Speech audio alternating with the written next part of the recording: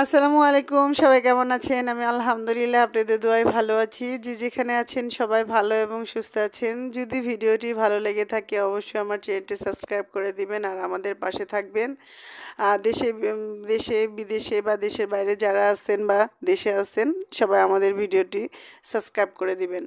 তো আজকে আমার ছোট মেয়ের জন্মদিন আজকে ছিল না, ছিল হলো জানুয়ারি 14 তারিখে। আসলে আমার ভাইয়ের ছেলে অসুস্থতা থাকার কারণে এই দিনটি আসলে পালন করা হয়নি, তার জন্য কয়েকদিন ডিলে হয়ে গেছে। তো বড় মেয়েটা কয়েকদিন থেকেই বলতেছিল মা কেক খাবো কেক খাবো। তো আজকে ছোট্ট পরিসরে কোনো পরিকল্পনা ছাড়াই হঠাৎ করে সন্ধ্যার সময় বাবা কেক নিয়ে আসলো। তো আমার পাশের ফ্ল্যাটে বাচ্চা ছিল 3-4 জন, ওদেরকে নিয়ে কেকটা কাটলাম। কেকটা কেটে আসলে আমরা বাহিরে চলে গেলাম খাওয়ার জন্য, কারণ রাত্রেবেলা কোনো কিছু অ্যারেঞ্জমেন্ট করা আমার পক্ষে অসম্ভব, কারণ আমার ঠান্ডার সমস্যা, আমি কোনো কিছু রাত্রেবেলা ধরতেই পারি না, পানি টানি খুবই সমস্যা শুরু হয়ে যায়। তো রাত্রে আমরা ডিনারটা শেষ করে আসলাম। তো আমি দুজনই বুঝে গেছে কেক কাটতে হয় কিভাবে, ফু দিতে হয় কিভাবে। বড় মেয়েটা তো খুব এক্সাইটেড, মানে যখনই শুনছে যে কেক কাটা হবে সে এই দাও সেই দাও, এই করি সেই করি। তো দিনটি খুব সুন্দর করে উদযাপন করতে পারলাম, আল্লাহর কাছে শুক্রিয়া। প্রত্যেকবারই যে জন্মদিনে কেক কাটতে হবে তাও না, কিন্তু আসলে বাচ্চাদের কারণে আসলে আমাদেরকে কেক কাটতে হয়। ভাইয়ের ছেলেটা এখন আলহামদুলিল্লাহ সুস্থ আছে, ও থাকলে আরও বেশি মজা হতো। আমার মেয়ে বারবার বলতেছিল তাহিদ ভাইয়া আসবে না, চাচ্চু আসবে না, মামা আসবে না।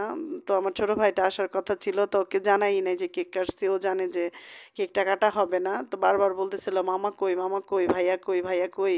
ভাইয়া আসলো না, আমার জন্মদিনে তো আসছিল, আয়রার জন্মদিনে কেন আসলো না? তো ও তো আসলে জানে না যে ও অসুস্থ মানুষ।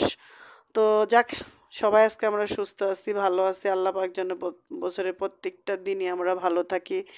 আর সবাই আপনারা দোয়া করবেন আমার মেয়ের জন্য, যেন ওকে আল্লাহ হায়াত দারাজ করে সুস্থ থাকেন, ভালো থাকেন। আর রেস্টুরেন্টে গিয়ে একটু বিরক্ত হয়ে যাচ্ছিলাম, বাচ্চা দুইটা বেশি বিরক্ত করতেছিল, এই খাবার নিয়ে টানাটানি, ওই খাবার নিয়ে। খাবার আসার আগেই একজনের খাবার নিয়ে আরেকজন টানাটানি করতেছিল, খুবই বিরক্ত দেখা দিতেছিল, পাশের টেবিলে চলে যাচ্ছিল।